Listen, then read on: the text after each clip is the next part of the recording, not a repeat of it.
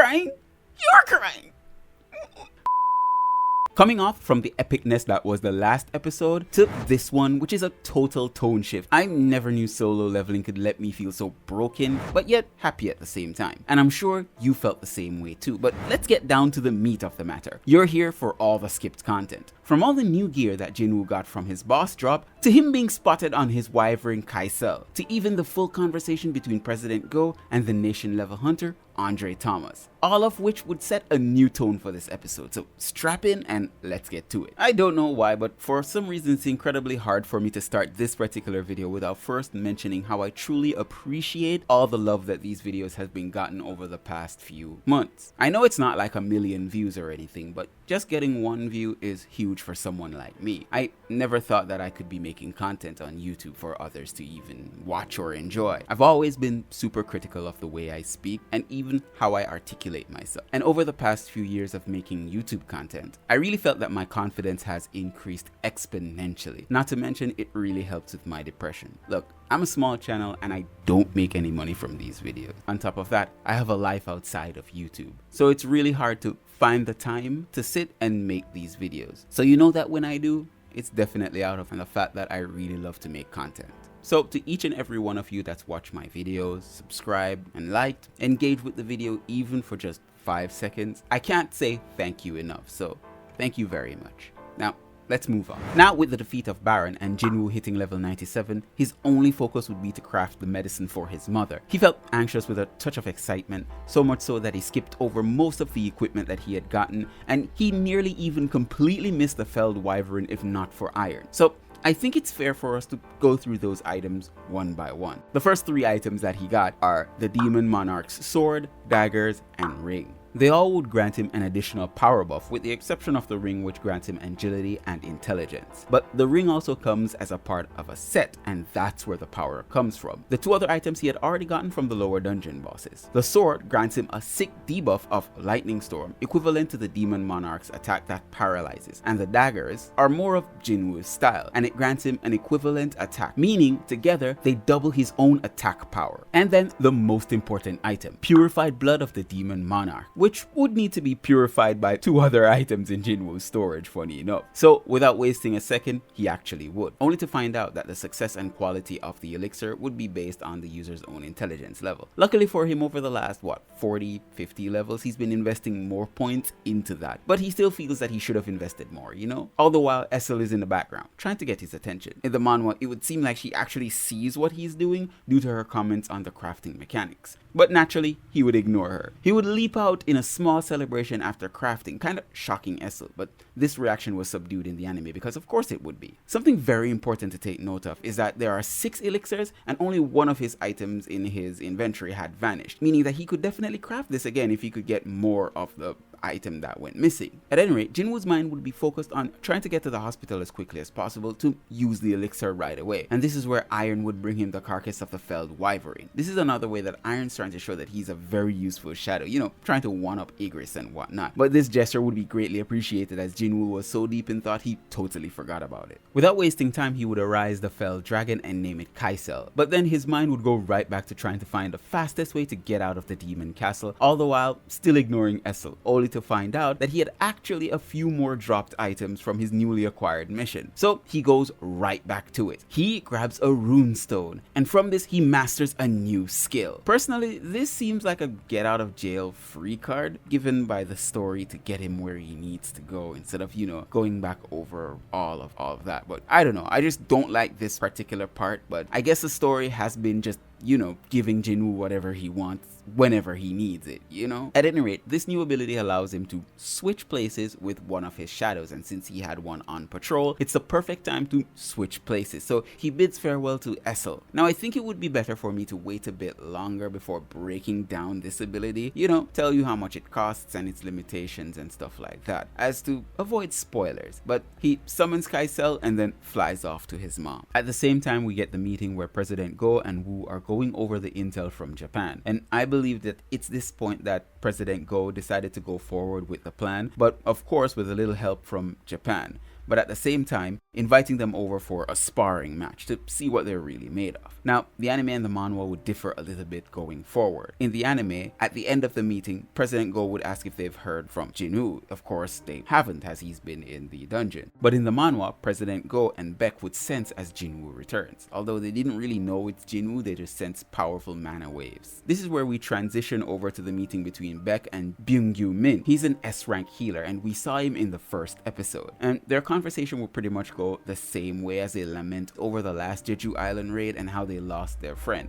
But Beck isn't here to convince the healer to join. He came all this way to say goodbye, which is a poignant meeting. I really like the interaction here between them. They seem like genuine friends. Now, onward to Jinwoo arriving at his mother's hospital room, and yes, he flew through the window.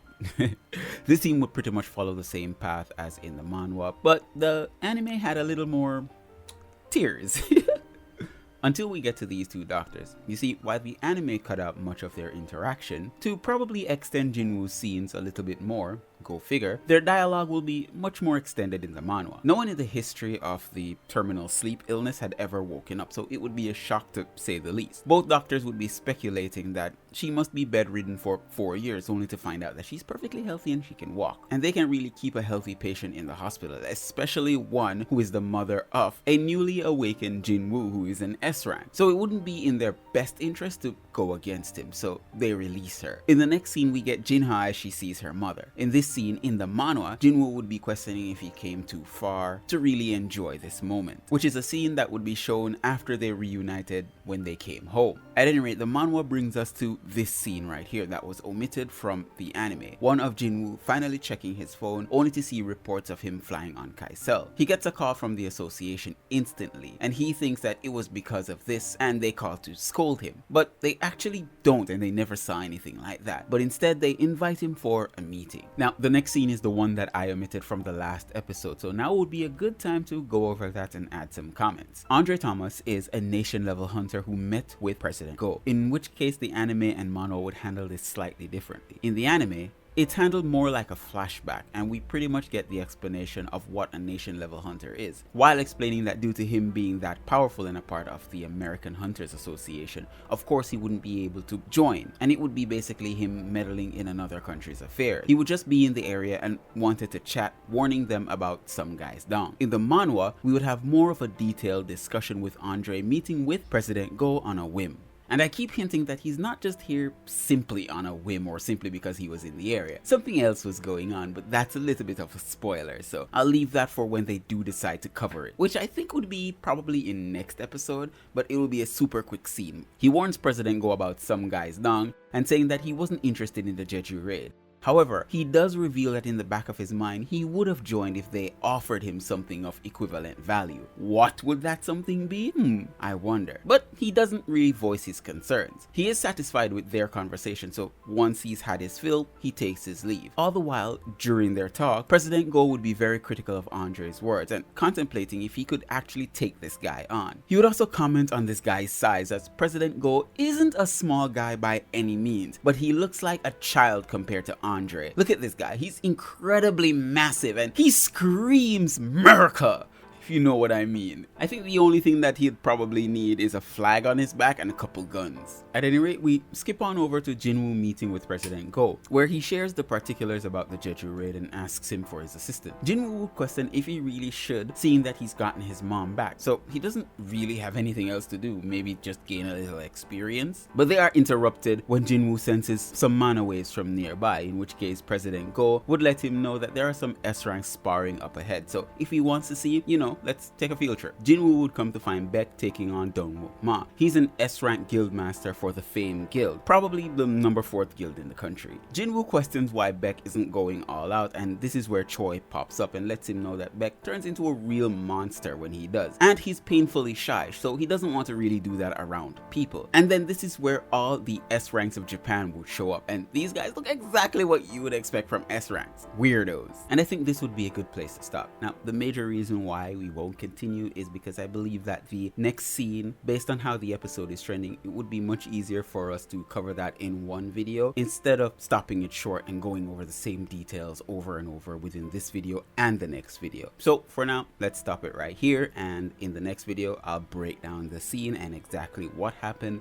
and stuff like that. I didn't write an outro for this video. It's been a really long weekend. Whew. But this episode was really cool. I loved everything about it. I don't know why it just hits me in my feels, and I know you have a lot to comment on it as well, so let me know in the comments below and stuff like that. Now, these videos that I put out aren't really released on a schedule, even though on the channel you definitely see the banner saying Fridays. I try not to hold fast to that. Whenever I complete the videos, it will be easier for me to just put it out the moment I complete it and stuff like that. So don't hold me to that. It's just that the latest would be a Friday the videos would be released, and if anything happens where I can't release it, I'll let you know on the community tab, which I should be using more often, but I don't. I did use it a lot in the past when I had a little more time on my hands, but like I said, I don't have as much time as I want to. And yeah, I said this over and over in many videos that I have some other videos in the back that have been planned, but because I don't have as much time as I used to, it's really hard to put out. And as I said, it's just me.